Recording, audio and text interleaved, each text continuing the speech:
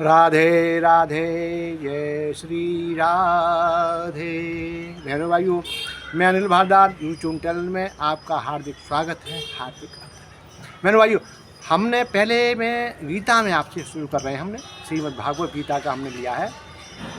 उस गीता में से हमने जो पहले हमने आपको बताया था कि रामचरितमानस में कलयुग का वर्णन किया था। के आधार पर हमने कहा था गीता के बिना कुछ नहीं है, गीता सार है।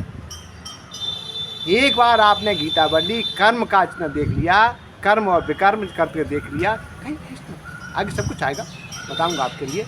लेकिन ये है कि जब तक आप गीता नहीं पढ़ेंगे कैसे क्या करना है, ये दुनिया है, ये बता दिया, ये ब्रह्मचक्र है, ये पापा हैं, मामा हैं, भाई हैं, सब ये रिश्ते क्या है, संसार में ठीक बचाने के लिए हैं बस। लेकिन हमारा क्या होगा क्या नहीं होगा, बिना ईश्वर की आराधना के, बिना ईश्वर की भक्ति के हम उस पथ पर जा ही नहीं सकते। करते हैं शुरू। आज दूसरा अध्याय है। देखिए, आप जो धृतराष्ट्र के मन में मामका पांडवेष्ठा जो वाला था, पहला जो श्लोक था, उसमें क्या था कि हलचल हुई धृतराष्ट्र के मन में। देखिए, जो दुष्टों होते हैं, दुष्ट प्रवृत्ति को, उनमें कुछ वो बैठा हुआ ना, हाँ मेरे बारे में सोच रहा होगा, है ना। और जो सच्चे इंसान होते हैं ना, उनके मन में से जो आवाज़ निकलती है ना, जो मन प्रसन्न हो जाता है। यही तो है ना, धृतराष्ट्र के मन में हलचल में राज मिलेगा, मेरे बेटे कैसे रहेंगे, तो क्या हुआ, युद्ध, महाभीषण युद्ध हुआ कि नहीं। और जब सत्य पुरुष में, अच्छे इंसान में, धर्म पुरुष में जब हलचल पैदा हुई तो क्या निकली, गीता, सुगीता, कल्याण के लिए। देखिए, संत पुरुष के मन से जो निकलेगा ना, वो दूसरों कल्याण ही होगा।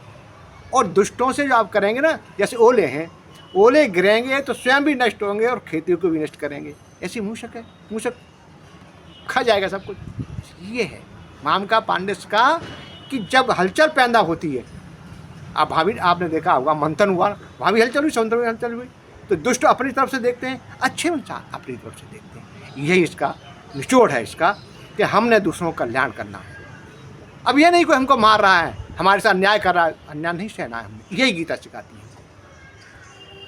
अच्छे कर्म करो, अपने कर्म पथ पर चलो, और जो हमारे जो को कर्म हमारा करने का है, जो कर्म हम कर रहे हैं ना, अच्छे कर्म करें।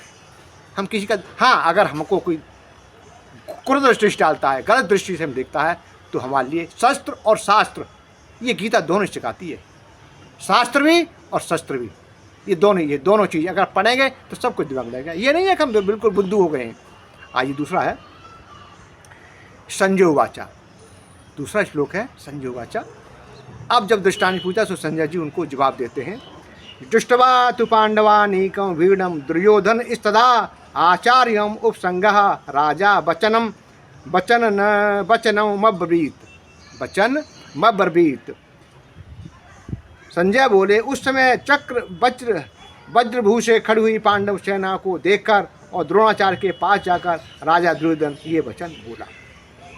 आचार्य पुंगम, हमारे आचार्य द्रोणाचार्य के पास जाकर, आचार्य हमें उनके पास जाकर उसने कहा कि महाराज अब क्या किया जाए, कैसे, ये लिखा हुआ है, दृष्टवा पांडवानीकं व्यूढ़म, पांडवों की ब्रज से खड़ी सेना को देखकर तात्पर्य है कि पांडवों की सेना बड़ी ही सुचारू रूप से और एक ही भाव से खड़ी हुई थी।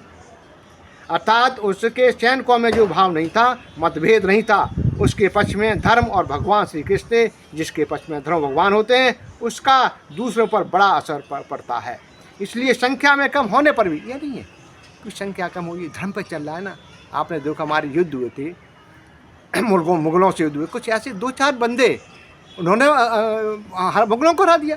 आत्मशक्ति होनी चाहिए हमारे अंदर, हम करेंगे, हम करके रहेंगे, ये गीता सिखाती है।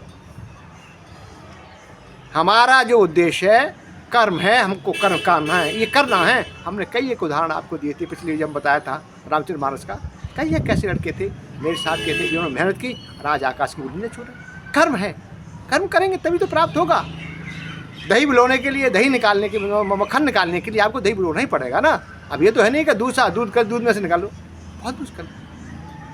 लेकिन असली जो निकलता है, जमाना है, फिर उसको निकालना है, तैयार करना है, तब जाकर निकलता है। दूध कच्चे दूध से भी निकालोगे तभी तो मथना पड़ेगा। मतलब मथना ही है आपने। चलो इसके साथ विदा लेते हैं। तीसरा जो हमारा श्लोक होगा उसके साथ कुछ और सी बात करेंगे। इसी के साथ राधे राधे, जय श्री राधे।